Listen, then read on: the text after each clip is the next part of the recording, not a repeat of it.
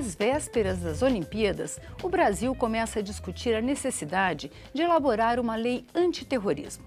Apesar de repudiar o terrorismo na Constituição, o Brasil não tem uma lei específica. Quem defende essa proposta acredita que as Olimpíadas poderiam ser atrativo para grupos internacionais realizarem atos no país. A preocupação se agravou com a notícia não confirmada pelas autoridades responsáveis pela segurança pública de que há relatórios de inteligência que detectaram a cooptação de jovens brasileiros para as fileiras do grupo Estado Islâmico. Alguns especialistas afirmam que não é possível combater essas ameaças porque não há uma legislação específica que torne terrorismo um crime, no jargão legal, que tipifique esse crime. Por outro lado, há quem acredite que não é preciso uma lei específica para combater essas atividades. Há ainda quem acredite que esse tipo de legislação corre o risco de criminalizar os movimentos populares. O Brasil em Debate vai discutir esse tema com os deputados Raul Jungmann, do PPS de Pernambuco, e Subtenente Gonzaga, do PDT de Minas Gerais. Deputados, primeiro gostaria de saber a opinião dos senhores. Os senhores acreditam realmente que é possível que grupos terroristas possam atuar no Brasil? Deputado Raul Jungmann, o que o senhor acha? Essa era uma pergunta que a Argentina, em 1992, sequer se fazia. E naquele ano de 92, explodiu uma bomba na AMIA, Associação Mutual Israel-Argentina, matando 86 pessoas. A Argentina não tinha Olimpíadas, a Argentina não tinha conflitos nem confrontos com países árabes, e a Argentina, 2 anos depois, sofreu um segundo atentado, dessa vez a Embaixada de Israel, e no total dos 2 atentados, aproximadamente 300 mortos e feridos aconteceram na Argentina. O Brasil não é diferente hoje, com a óbvia, né, diferença da situação da Argentina, porque, como a senhora bem disse, nós teremos em breve Olimpíadas e as atenções do mundo para o ano estarão aqui no nosso país. Deputado Subtenente Gonzaga, o que o senhor acha? O senhor concorda com isso? Eu Existe concordo. esse risco? O Brasil não está imune a esse risco, a essa possibilidade, né?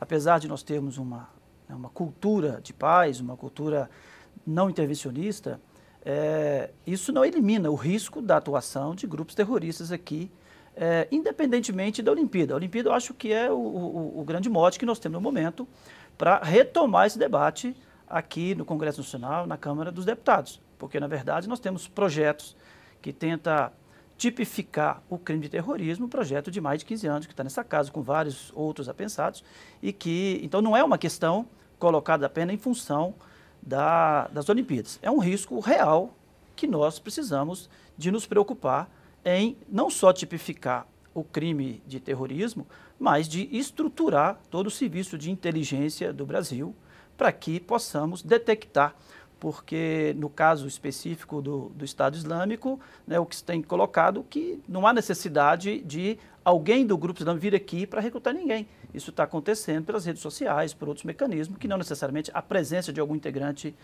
do grupo aqui no Brasil. Agora, aqui na América do Sul, quer dizer, a gente fala do Estado Islâmico, que é uma ameaça que parece bastante distante. Agora, aqui na América do Sul, a gente tem uma tradição não muito feliz dos grupos de luta armada, dos grupos originalmente de esquerda, gerarem grupos terroristas que acabam se juntando com o narcotráfico. Quer dizer, o narcotráfico acabar gerando grupos terroristas, uma certa... e o crime organizado no Brasil tem tido uma força muito grande. Os senhores acreditam que também possa vir uma ameaça dessa fonte? Olha, no momento, essa ameaça, eu diria que é de média intensidade, tá certo? Ela nem deixa de existir, nem também é algo eminente. Mas se ela chegar a existir, qual é a nossa situação? Como bem disse o meu colega deputado, nós não temos legislação antiterror. E vou citar um caso aqui que aconteceu em 2009. Naquele ano, a CIA, a área de inteligência dos Estados Unidos, passou para a Polícia Federal que existiam aqui no Brasil uma base da Al-Qaeda, aquela dos atentados de 11 de setembro de 2001. Essa base, ela foi identificada e a Polícia Federal prendeu o responsável, exatamente, que atuava a partir das redes sociais, articulando ações da Al-Qaeda mundo afora. O Ministério Público e a Justiça tentaram prorrogar a detenção deste elemento, mas eles não conseguiram. Por quê? Porque não existe uma legislação que tipifique o crime de terrorismo. Em 2007 e 2009, eu fui talvez o primeiro parlamentar a fazer audiências públicas aqui no Congresso Nacional sobre a questão do terrorismo. Então, ficou claro para mim que, primeiro, além da ausência de legislação, nós tínhamos também uma ausência de prevenção. O que é prevenção? Você tem, por exemplo, estádio do Mineirão, estádio aqui de Brasília, estádio da Pampulha ou Mineirão e assim por diante. Isso se chama de área crítica. Ela precisa de ter um plano de contingência. Se acontecer alguma coisa ali, tá certo? Como, por exemplo, aconteceu em Londres, na estação de Tem, como aconteceu na Espanha, por exemplo, onde você tem um grande fluxo de pessoas, não é? Porque o terror busca exatamente através do atentado criar essa situação de pavor e de pânico para dobrar o poder político e obter o que ele quer. Nós não temos plano de contingência para isso. E depois, nós não temos nenhuma área que concentre todas as informações e coordene a ação antiterror. Concluo dizendo o seguinte: em 2007 e 2009, quando eu reuni todas as autoridades no Brasil que cuidavam do tema, o governo Lula, então, falava em criar uma autarquia ou um ente antiterror que centralizaria todas as atividades, como existe mundo afora. Resolveram baixar o grau de prioridade e passou a ser um centro de coordenação e prevenção de atentados terroristas na secretaria, aliás, no Gabinete de Segurança Institucional. Hoje, pasme, e você estava ao meu lado, está lembrado, na última audiência pública, acontecida há 15 dias, que foi que nos disseram? Nem o Centro de Prevenção e Coordenação existe mais. Ou seja, nós não temos nenhum órgão que coordene e organize todo o processo de coleta, de prevenção e de combate ao terrorismo no Brasil. Deputado subtenente, vamos tentar entender o que pode ser considerado terrorismo, o que é crime comum. Eu estava me lembrando da onda de atentados a ônibus que aconteceu, acho que ela está mais tranquila, acho que acabou em Florianópolis. Durante muitos meses, os ônibus eram atacados, queimados, e sabia que era, que era um grupo organizado, que era um grupo criminoso. Que uma organização. Em São Paulo, em maio de 86, 7, não, 2006, 2007, por aí. O PCC realizou diversos atentados e matou diversos policiais. A cidade foi transformada num campo de guerra. Pode ser considerado um ato terrorista ou... Apesar de não estar tipificado, né, o terrorismo, a minha compreensão é um ataque contra o Estado, toda ação criminosa que visa desestabilizar política e institucionalmente o Estado, ele é um ato de terrorismo. Ou seja, a minha percepção, a minha compreensão sobre ato terrorista tem a ver com o propósito de desestabilizar política e institucionalmente uma nação ou um Estado. E aí a gente pode dizer sim que a ação do PCC pode ser tida como uma ação terrorista na medida que, naquele momento, ele tinha a intenção clara de desestabilizar institucionalmente o governo do Estado de São Paulo. Então, nessa percepção, eu entendo que há terrorista sim.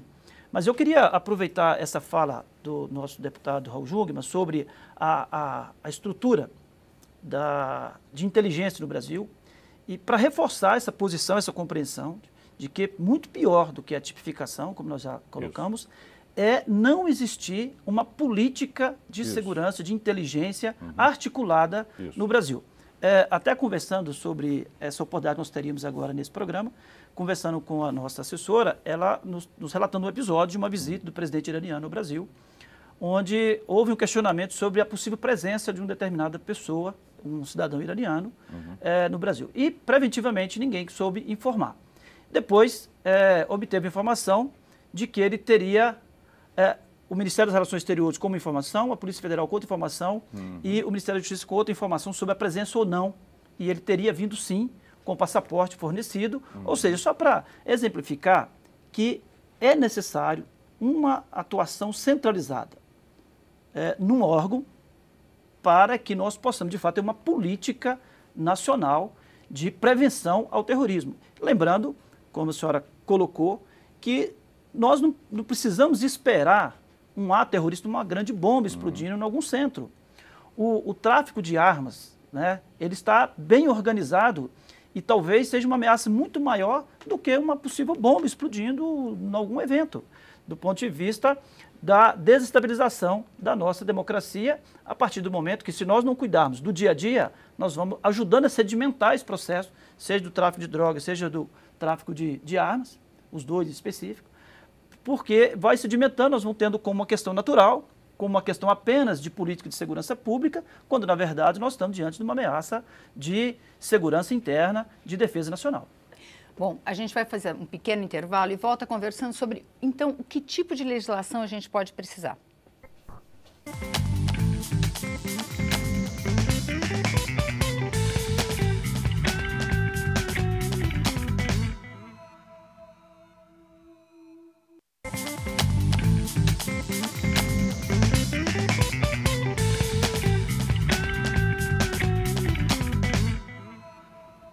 O Brasil em Debate está de volta hoje discutindo a ideia de uma lei antiterrorismo com os deputados Subtenente Gonzaga, do PDT de Minas Gerais, e Raul Jungmann, do PPS de Pernambuco.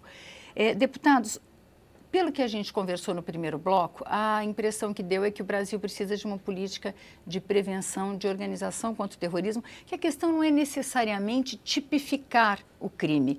É isso, deputado Raul Jungmann? Eu acho que por trás de todas essas deficiências aqui, apontadas por nós e pelo meu colega, há uma questão de fundo. Que questão é essa? É a seguinte: o Brasil, em termos diplomáticos, ele entende que se ele tipificar o crime de terrorismo, ele estará, em nível global, assumindo uma posição alinhada com os Estados Unidos e contra os árabes palestinos.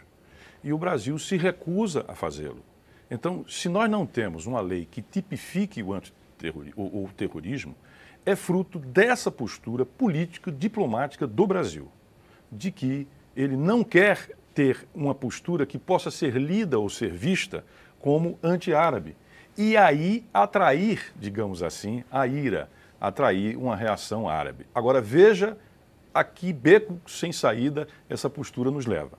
O Brasil defende exatamente ser um grande protagonista, um grande player, um grande jogador na política diplomática global e quer ter um assento no Conselho de Segurança da ONU. Ora, se nós vamos ao centro do mundo, o mundo com seus problemas virá ao Brasil.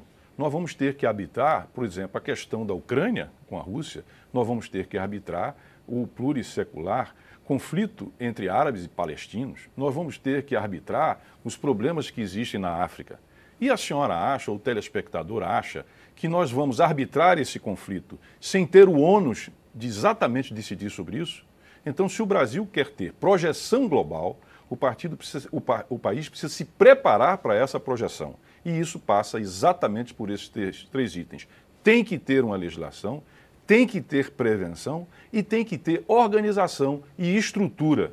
Porque essa desculpa de que, olha, nós somos o país que não tem problemas, nós somos o soft power, evidentemente é só olhar para a Argentina e ver que ela não tinha conflitos globais e enfrentou 2 atentados terroristas, como eu aqui disse, com 300 mortos, com 300 pessoas entre mortos e feridos.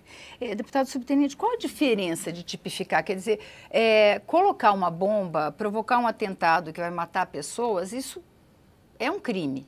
Né? Qual a diferença da gente chamar isso de terrorismo? Vai ter penas maiores? Tem uma implicação diferenciada? Nós temos duas leis, que é a Lei de Defesa Nacional, de Segurança Nacional, que é de 73, né? Isso. E a Lei dos Crimes Hediondos, que fala em punir ato terrorista. Correto. Né? Então, a preocupação ela é bastante antiga, né, na nossa realidade, na nossa política. Agora, dentro daquela compreensão que eu coloquei, de que o terrorismo, o ato terrorista é aquele que visa destabilizar politicamente um Estado, uma nação, e analisando todos os projetos que estão tramitando aqui nessa casa, o que se busca de fato é dar a essa ação, né, o nome de ato terrorista, e aí tem vários projetos tentando identificar as várias possibilidades e os vários espaços que possam ser praticados esses atos e com punições realmente muito mais rígidas, com penas muito maiores do que o mesmo ato que não tem a conotação de ato terrorismo. Um assassinato de um cidadão comum na rua tem um tratamento e no ato terrorista ele vai ter outro tratamento. Então, realmente é uma definição. Esse ato aqui precisa de dizer, ato terrorista é isso. E a punição, obviamente, tem que ser bem maior do que a colocada hoje para os crimes chamados crimes comuns, se é que nós podemos chamar algum crime de comum. Agora, os senhores falaram em prevenção e a gente está falando principalmente aqui das Olimpíadas. A gente assiste, infelizmente, quase todo fim de semana aos jogos de futebol e vê que a gente não consegue ter sequer uma política que consiga conter torcidas organizadas, que consiga impedir que entre dentro dos estádios artefatos como bombas, coisas básicas. Aqui em Brasília a gente teve um incidente num jogo de basquete, que é uma coisa... Normalmente a gente jamais diria que teria teve bomba dentro de um jogo de basquete. Quer dizer, o Brasil tem uma cultura que pode... Como é que a gente vai mudar isso? Né? Como é que a gente vai evitar que as pessoas entrem armadas no estádio? Porque isso... Ou como evacuar um estádio? Os eventos acontecidos aqui no estádio Mané Garrincha, eles terminam com um único portão de saída. Alguns deles têm um único portão de entrada. Essa cultura tem que ser inteira modificada? Tem. E eu diria que não resolve. Mas um ponto de partida é você cortar os cordões que unem os cartolas, a cúpula do futebol e determinados clubes e as torcidas organizadas. Porque as torcidas organizadas, tá certo? Elas são organizadas em grande medida pelas diretorias e pela cúpula, pelos cartolas dos clubes. Isso é óbvio e evidente. Então, você teria que encontrar uma maneira de punir esses dirigentes que têm uma relação, geralmente também políticos, vereadores e etc., com essas torcidas organizadas. Aí, onde é que está o ovo da serpente? Evidentemente que também precisaríamos de efetivamente ter um maior controle sobre os nossos estádios e também termos uma educação e campanhas que, evidentemente, buscassem reduzir a violência. Mas eu acho que o primeiro ponto é preciso ver a relação que existe entre essas torcidas que cometem violências e que são, em grande medida, digamos assim, impulsionadas, estimuladas e apoiadas pela direção dos seus respectivos crimes. Mas eu queria... Sim. Pois não, por favor? Sim. Não, por favor. Não, eu queria só dizer o seguinte, é que nesse mundo globalizado, a gente não pode imaginar que um país, por não ter inimigos ou não ter adversários, e efetivamente o Brasil não os tem, tá certo? É um exemplo para o mundo, sem sombra de dúvida, mas a gente precisa entender que o terrorismo, às vezes, ele atua por tabela. Veja o que aconteceu na Argentina. Eles procuraram, e teriam, no caso, sido terroristas vindos do Irã, tá certo? E o que aconteceu? Eles miraram a Argentina? Não. Eles miraram exatamente Israel através, tá certo, dos judeus, dos israelenses que moram na Argentina. Então, veja, no momento em que você traz delegações de todo mundo para cá, o risco, ele se multiplicará. Por quê? Qualquer tipo de país que aqui esteja, ou da sua delegação, que tenha conflitos, né, com determinadas facções étnicas, religiosas e assim, ou uma outra qualquer, ele pode ser objeto de um atentado aqui, não contra o Brasil, mas no Brasil. E essa deveria ser uma preocupação, como bem disse aqui o Gonzaga, não apenas eventual, mas permanente. Porque neste mundo em que cada vez... Hoje você tem menos guerras no sentido de entes estatais, de países que se chocam. A guerra hoje é chamada guerra assimétrica, tá certo? É a guerra que se faz através de alternativas que não são aquelas clássicas. Não é entre estados ou países, mas, sobretudo, entre determinadas facções políticas. E o Brasil, infelizmente, não está pronto para enfrentar isso. Deputado Gonzaga, o senhor falou da preparação das forças de segurança, das forças que podem prevenir essa ação. Que tipo de preparação? A Polícia Brasileira, a Polícia Federal Brasileira está preparada para isso?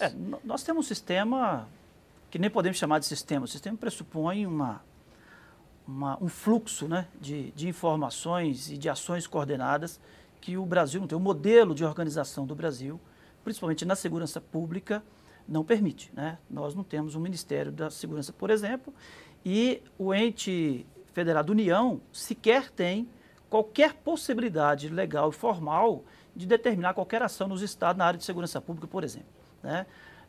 O governo federal não pode dar nenhuma ordem para as polícias nos estados. assim como não pode dar nenhuma ordem para o governador na área de segurança pública. Então, nós precisamos discutir, nesse pacto federativo que está sendo debatido aqui, nós temos que discutir essa organização do sistema de segurança.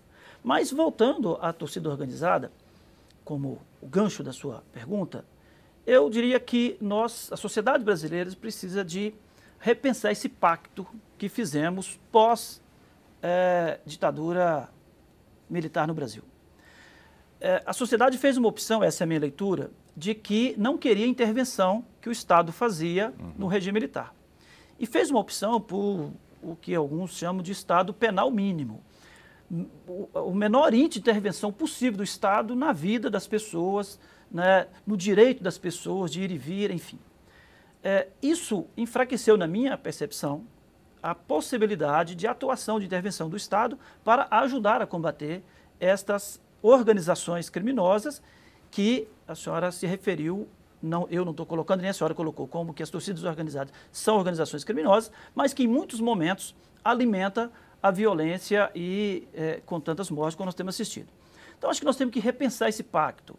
Se no final do regime ditatorial do Brasil, nós fizemos uma opção de reduzir a intervenção do Estado e estamos vivendo uma onda crescente de violência, e se na Copa do Mundo, por exemplo, foi permitido, por legislações específicas da Câmara, por atuação do Estado brasileiro, intervenções mais rígidas, né? Exigência da FIFA, o nível de segurança, de intervenção no ir e vir das pessoas. Como é que o senhor avaliou? Funcionou. Nós não tivemos, nos espaços em que ocorreram os jogos e as atividades vinculadas à Copa do Mundo, nós não tivemos índice de violência nem de criminalidade. Os índices foram muito aquém da realidade brasileira. Isso foi uma demonstração clara de que a intervenção se faz necessária em alguns espaços, em alguns momentos.